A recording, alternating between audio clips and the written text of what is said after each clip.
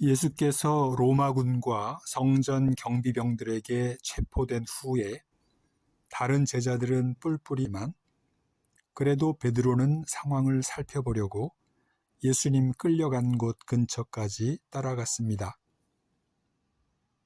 주변 사람들이 예수를 따라다니던 자로 의심했을 때에 베드로는 예수를 모른다고 단호하게 잡아 떼었습니다.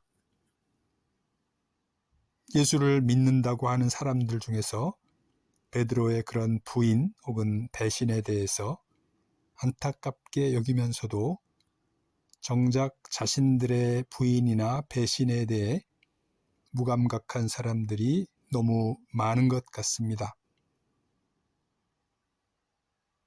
과연 그래도 되는 것인지 한번 생각해 보려고 합니다.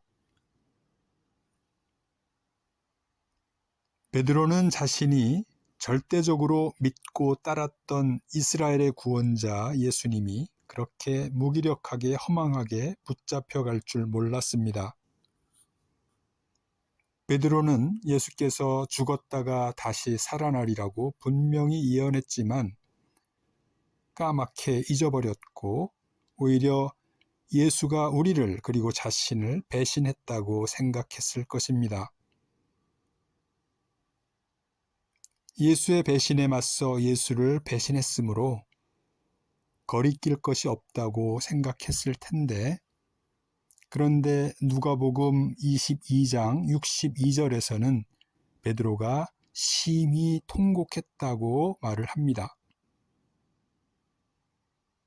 자신을 예수님의 수제자로 자부했으나 죽음의 위기 상황에서 두려움에 질려 예수님과 선을 긋는 비굴하고 나약한 모습에 대한 자괴감 때문이라고 할 수 있을 것입니다. 그리고 그 배신에 대한 예언이 그대로 현실화되는 것을 보고 주님의 전능하심과 대비된 자신의 모습이 극명하게 드러나면서 심히 통곡했을 것입니다. 베드로가 나중에 그리스도의 죽음과 부활의 의미를 깨달았을 때 과거 자신의 배신이 얼마나 자신을 힘들게 했을까? 고통스러웠던 것만큼 그는 오직 복음에 모든 걸 다 바쳤습니다. 그렇게 본다면 베드로의 이 배신 그리고 통곡은 성장으로 이어지는 피할 수 없는 관문이라고 할 수 있을 것입니다. 현재 많은 그리스도인들이 베드로를 핑계 삼아 자신들의 배신을 합리화한다면 그게 과연 타당할지 모르겠습니다. 예수를 믿는다고 하면 다양성과 다원화를 추구하고 돈을 우상으로 섬기는 세상과 맞설 수밖에 없는데 세상을 살아가려면 다원화와 우상숭배의 소용돌이 속에 휩쓸리게 되고 소외와 불이익의 고통이 불가피한 상황 속에서 갈등과 긴장의 끈을 놓아버리게 됩니다.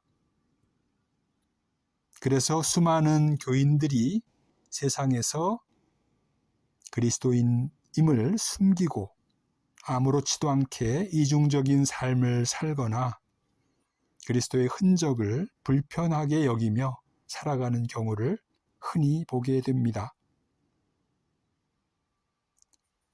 그들은 신앙생활보다는 교회 생활에 초점을 두고 그리스도보다는 그리스도를 만한 행위나 형식에 초점을 둡니다.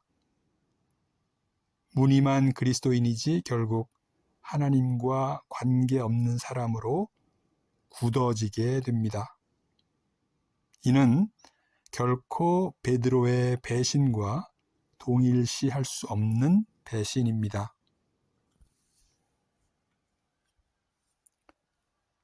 그리스도를 잠시 떠날 수도 있고 어쩌면 수십 년 동안 떠나 있을 수도 있습니다. 그러나 복음의 진리를 새롭게 깨닫고 떠나 있었던 시간만큼 통곡하고 애통하며 다시 그리스도에게로 돌아가게 된다면 그의 인생은 실로 값진 것이 되고, 그런 사람은 베드로와 같이 복음을 위한 귀한 일꾼으로 세워질 수 있을 것입니다. 오늘의 묵상을 마치겠습니다. 감사합니다.